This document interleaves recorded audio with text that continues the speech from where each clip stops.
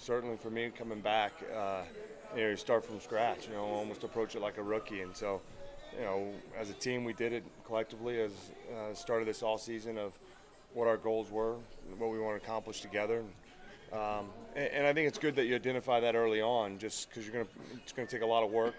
It's a long season, but on the outset, you need to talk about what you want to attain together, and that's what makes all season good. But personally, I did the same thing. Individually, is that something that you tell guys, hey, you should sit down and actually think about this either before the season or during different increments of the season? Yeah, I think a lot of our players do that already. I think this team is built on guys that are highly driven, have high expectations for themselves, are accountable to each other. That makes it fun to go to work every day and go with guys like that.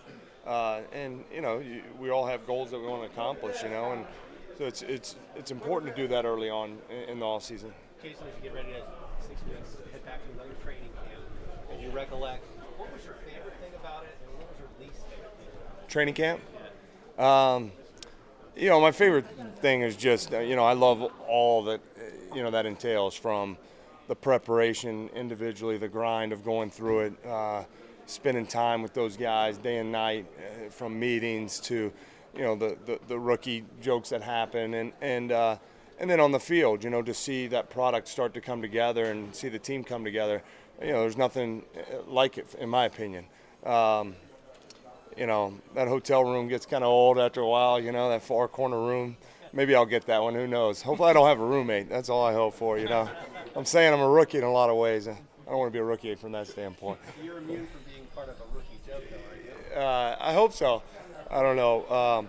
But I do think when you come back the way I am, it's important to kind of smell the roses from that standpoint of enjoy all that goes into that, and a big part of that is, you're focused on those goals and what you want to accomplish, but also enjoying it, with those guys. And I understand, most important thing is what's going to happen on the field, and that's why this all season has been so good for me. Your first 15 years when you got to this point of an off-season before training camp, did you get away from football a little bit for that time, and now does that change at all coming back where you kind of have to do a little bit more to kind of catch back up to? Yeah, I feel like it's a new routine for me, different than what I've done in years past.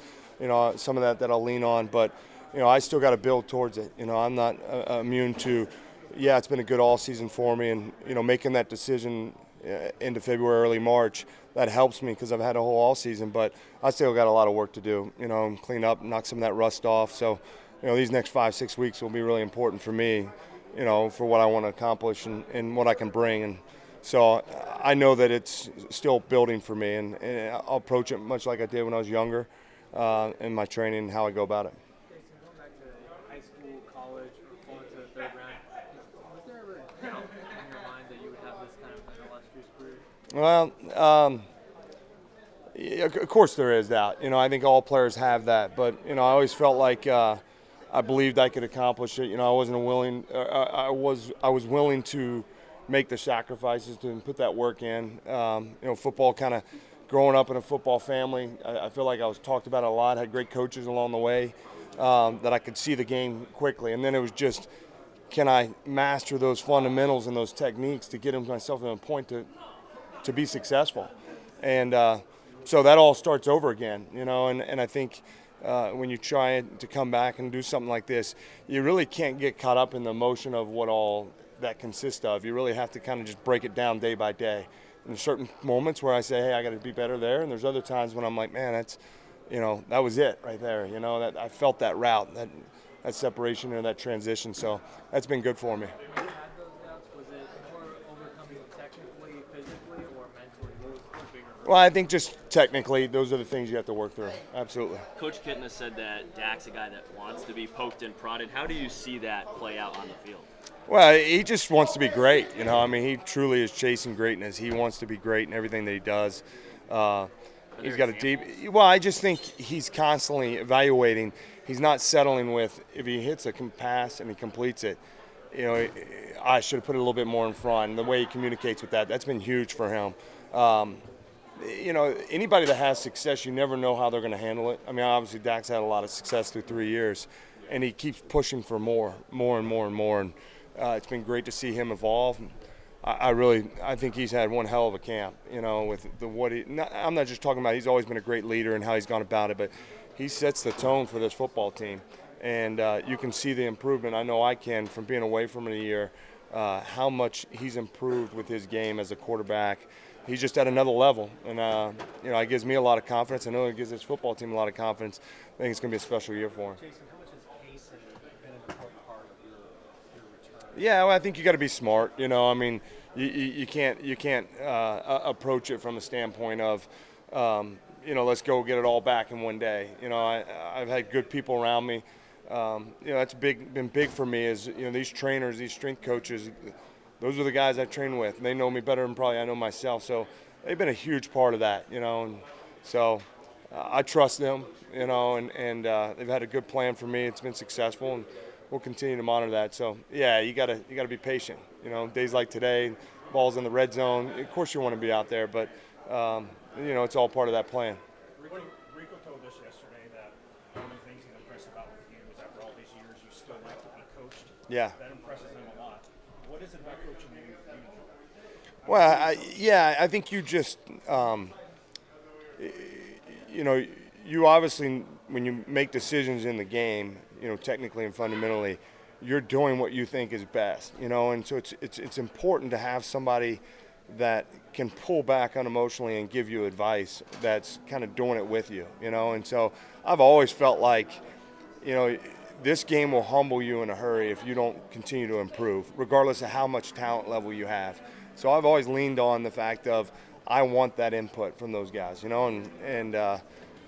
obviously I lean on them to give me information that maybe I'm not seeing in real time. So that's important, and I think for all great players, they have high expectations for coaches. They demand a lot from them, and I certainly wouldn't be standing here today if I didn't have so many great coaches in my life. You signed a couple of big deals in your career after your third, fourth year. Yeah. And again, what changes as far Big's as relative. I mean, compared to what's going on. Absolutely.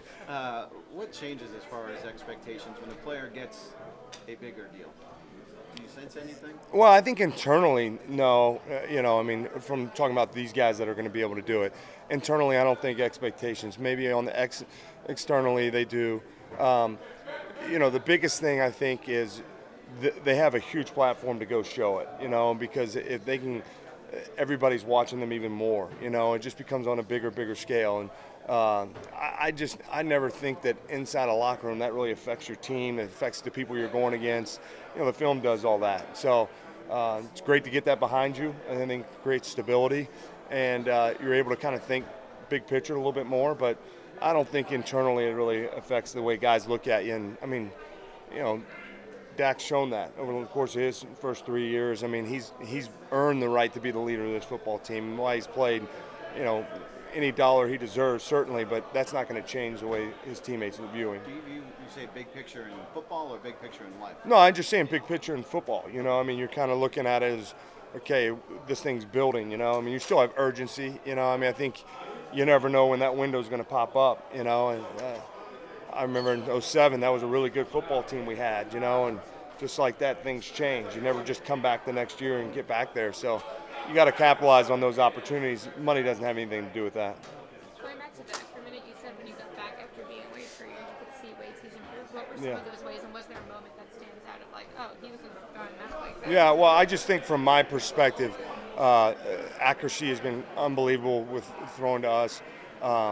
The velocity of the ball, anticipation of throws. You run certain routes, nobody notices it, but that ball's coming out. It's, when you're coming out of the cut, the ball's already on you. I thought his deep balls to the guys on the outside has been really efficient, and he's got good strike, good velocity on the ball, communication at the line of scrimmage. He knows this offense inside out, and he communicates that. All the intangible stuff, he's off the charts with it, but I just think more than anything else, his anticipation with the throws and his accuracy has been off the charts, here this start of camp. What do you want for Father's Day? Oh, great question. I just relaxing day, enjoy my family, man. It's been great. I'm extremely blessed to have 4 amazing kids, so take it easy. Maybe a little home-cooked meal from my wife would go a long way. Maybe she's watching. Yeah, that's right. She knows already, so.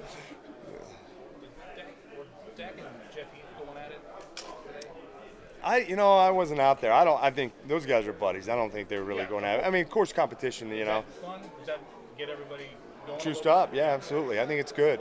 I think you guys hear it a lot, but I mean, this culture is truly built on competition.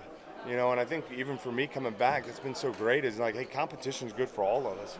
It makes us all better. And I think they saw that, on that little zone read there when he kept it. What's your recommendation to young guys as they get ready to be gone for 3 weeks, 4 weeks? Do you get away from it all? Do you still focus on it a little bit? What do you tell them to do? Well, I just think the biggest thing is all that hard work. You can't let it go away. So you got to keep building towards what you want to accomplish as an individual. Get yourself ready. I mean, it's a tough league. Guys across the way you're going against, they're really good. And so you got to be prepared physically to go out there and do that. But I do think it's important to get away from it a little bit mentally and kind of reset yourself. These guys got a good understanding of that.